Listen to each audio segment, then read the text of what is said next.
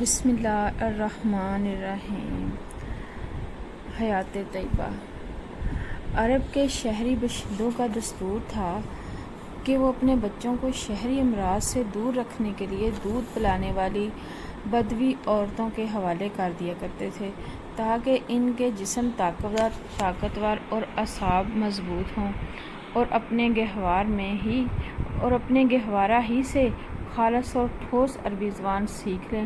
اسی دستور کے مطابق عبد المطلب نے دودھ پلانے والی دایا تلاش کی، نبی صلی اللہ علیہ وآلہ وسلم کو حضرت حلیمہ رضی اللہ تعالیٰ عنہ بنت ابی ذؤیب کے حوالے کیا۔ یہ قبیلہ بنی سعد بن بکر کی ایک خاتون تھی۔ ان کے شوہر کا نام حارث بن عبد العزیٰ اور رکنیت ابو قبصہ تھی، وہ بھی قبیلہ بنی سعد سے ہی تعلق رکھتے تھے۔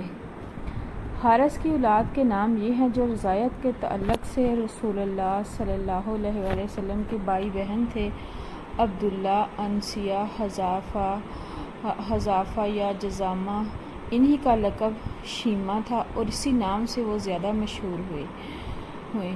یہ رسول اللہ صلی اللہ علیہ وآلہ وسلم کو گود کھلایا کرتی تھی۔ ان کے علاوہ ابو سفیان بن حارث بن عبد المطلب جو رسول اللہ صلی اللہ علیہ وسلم کے چچیرے بھائی تھے، وہ بھی حضرت حلیمہ کے واسطے سے آپ کے رضاعی بھائی تھے۔ آپ صلی اللہ علیہ وسلم کے چچا حضرت حمزہ بن عبد المطلب بھی دودھ پلانے کے لیے بنو سعد کی ایک عورت کے حوالے کیے گئے تھے۔ اس عورت نے بھی ایک دن جب رسول اللہ صلی اللہ علیہ وآلہ وسلم حضرت حلیمہ کے پاس تھے، آپ کو دودھ پلا دیا۔ اسی طرح آپ اور حضرت حمزہ دوہرے رضی اللہ تعالیٰ عنہ دوہرے رضاعی بھائی ہو گئے، ایک صوبیہ رضی اللہ تعالیٰ عنہ سے تعلق اور دوسرے بنو سعد کی اس عورت سے تعلق سے۔ رضاعیت کے دوران حضرت حلیمہ رضی اللہ تعالیٰ عنہ نے نبی صلی اللہ علیہ وآلہ وسلم کی برکت کے ایسے مناظرہ دیکھے کہ سراپا حیرت رہ گئیں۔ تفصیلات انہی کی زبانی سنتے ہیں۔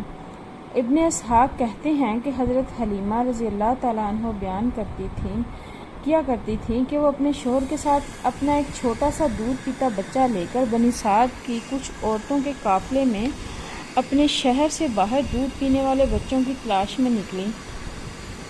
یہ قحط سالی کے دن تھے اور قحط نے کچھ باقی نہ چھوڑا تھا۔ میں اپنی ایک سفید گدھی پر سوار تھی اور ہمارے پاس ایک اونٹنی بھی تھی، لیکن بخدا اس سے ایک قطرہ دودھ نہ نکلتا تھا۔ ادھر بھوک سے بچہ اس قدر بلکتا تھا کہ ہم رات بھر سو نہیں سکتے تھے۔ نہ میرے سینے میں بچے کے لیے کچھ تھا، نہ اونٹنی اس کی خوراک دے سکتی تھی۔ بس ہم بارش اور خوشحالی کی آس لگائے بیٹھے تھے۔ میں اپنی گدھی پر سوار ہو کر چلی تو وہ کمزوری اور دبلے پن کے سبب اتنی سست رفتار نکلی کہ پورا قافلہ تنگ آ گیا۔ خیر، ہم کسی نہ کسی طرح دودھ پینے والے بچوں کی تلاش میں مکہ پہنچ گئے۔ پھر ہم میں سے کوئی عورت ایسی نہیں تھی جس پر رسول اللہ صلی اللہ علیہ وسلم کو پیش نہ کیا گیا ہو، مگر جب اسے بتایا جاتا کہ آپ صلی اللہ علیہ وآلہ وسلم یتیم ہیں تو وہ آپ صلی اللہ علیہ وآلہ وسلم کو لینے سے انکار کر دیتی، کیونکہ ہم بچے کے والد سے داد و دہش کی امید رکھتے تھے۔ ہم کہتے تھے کہ یہ تو یتیم ہے، بھلا اس کی بیوہ ماں اور اس کے دادا کیا دے سکتے ہیں۔ بس یہی وجہ تھی کہ ہم آپ کو لینا نہیں چاہتے تھے۔ ادھر جتنی عورتیں میرے ہمراہ آئی، سب کو کوئی نہ کوئی بچہ مل گیا، صرف مجھ ہی کو نہ مل سکا۔ جب واپسی کی باری آئی تو میں نے اپنے شوہر سے کہا، خدا کی قسم مجھے اچھا نہیں لگتا کہ میری ساری سہیلیاں تو بچے لے کر جائیں اور تنہا میں کوئی بچہ لیے بغیر واپس جاؤں۔ میں جا کر اسی یتیم بچے کو لے لیتی ہوں۔ شوہر نے کہا، کوئی حرج نہیں، ممکن ہے اللہ اسی سے ہمارے لیے برکت دے۔ اس کے بعد میں نے جا کر بچہ لے لیا اور محض اس بنا پر لے لیا کہ کوئی اور بچہ نہ مل سکا۔ حضرت حلیمہ کہتی ہیں کہ جب میں بچے کو لے کر اپنے ڈیرے پر واپس آئی تو اسے اپنی آغوش میں رکھا اور اس نے جس قدر چاہا دونوں سینے سے دودھ کے ساتھ اس پر امڑ پڑے۔ اس نے شکم سیر ہو کر پیا۔ اس کے ساتھ اس کے بھائی نے بھی شکم سیر ہو کر پیا، پھر دونوں سو گئے۔ حالانکہ اس سے پہلے ہم اپنے بچے کے ساتھ سو نہیں سکتے تھے۔ ادھر میرے شوہر اونٹنی دوہنے گئے تو دیکھا اس کا تھن دودھ سے لبریز ہے۔ انہوں نے اتنا دودھ دوہا کہ ہم دونوں نے نہایت آسودہ ہو کر پیا اور بڑے آرام سے رات گزاری۔ ان کا بیان ہے، صبح ہوئی میرے شوہر نے کہا حلیمہ خدا کی قسم تم نے ایک بابرکت روح حاصل کی ہے۔ میں نے کہا مجھے بھی یہی توقع ہے۔ حلیمہ رضی اللہ تعالیٰ عنہ کہتی ہیں کہ اس کے بعد ہمارا قافلہ روانہ ہوا۔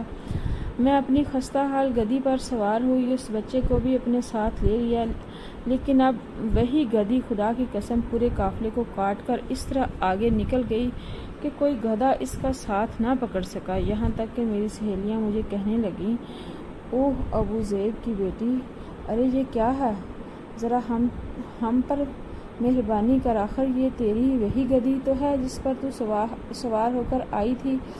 میں کہتی ہاں باخدا یہ وہی ہے۔ وہ کہتی اس کا یقیناً کوئی خاص معاملہ ہے۔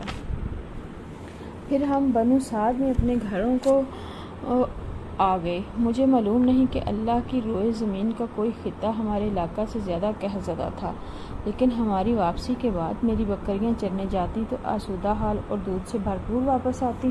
ہم دوہتے اور پیتے، جبکہ کسی اور انسان کو دودھ کا ایک قطرہ بھی نصیب نہ تھا۔